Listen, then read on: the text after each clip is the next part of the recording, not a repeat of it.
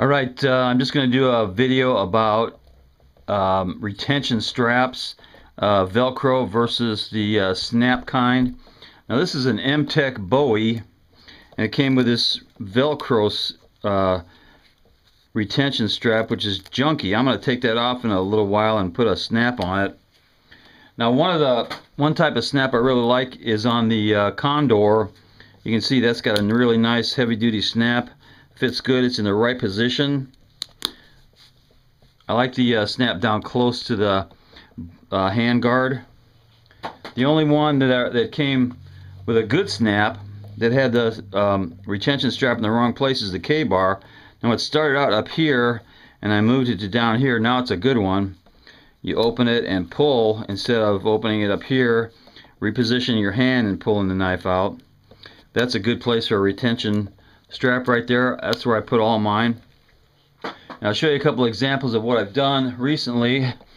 This is the SOG fixation Bowie I just got a couple days ago. It had on it this cheap little piece of junk flimsy Velcro strap. So what I did, I put this one on. This is a real nice strap, and what I had to do is I cut 2 slots in the plastic sheath, or this piece of plastic right here, and just slid this through, and now it's a really good retention strap. Works good, holds the knife good, no wiggling.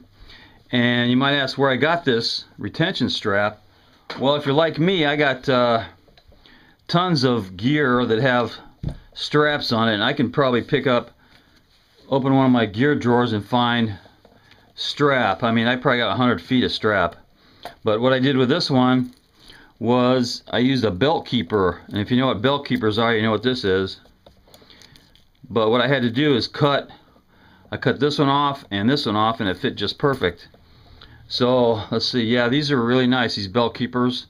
Sometimes they work, sometimes they don't, but I'll show you some examples of other ones I've done. This is on the K-bar zombie knife. I put a nice little snap on that. That works just fine. Here's my cold steel bore knife. Put one on there. That works just great now. And the only thing I have to do when I reposition it is sew the belt keeper onto the belt loop. But that only takes a few stitches. I mean, you know, anybody can stitch that on there. So that's another one I did. And it works like it should now. Another one is the another cold steel. I did that one. It's got to reposition that one. This is the Marbles Bowie. I put one on there. Once you get a hang of it, these things are pretty easy to do. I had to sew this one up. You can see the sloppy stitching, but it holds just great. Works fine. Opens the correct way. I always like putting them on opening from left to right. So you put your hand on the blade, open it, and pull it. Putting it back in is not such a big deal, but getting it out fast is. So yeah, that's the some of the things I've done with taking these Velcro things off and putting on snaps. But you can get a kit. DRITZ has a snap kit you can buy. It's a 4-piece snap kit. You're going to need a belt or a hole puncher. You punch the hole in the piece of nylon you picked. If you have to make one from scratch, punch a hole in the nylon. You fit these things in. It's a two-piece. You fit one there and one there, and then you just wrap it around, and you got to tie it off, or you got to reattach it to the belt sheath. Here's another one. This is a cheap knife called the Alabama Slammer. It had a really bad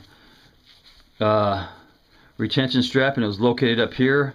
I made a new one, or I think I found this one. Anyway, I put it where it's supposed to be. You can see how I restitched it on there. Now it's at least in the right spot, and it holds the blade just fine. So yeah, on the knives that have the cheap Velcro openers, I'm replacing them all with snaps, and it's not too hard to do. You just gotta look around and see what you've got, but you will need a hole puncher and you got to know how to sew. So yeah, that's about all I do for my my knives. I change to snap whenever I can, knuckle bump,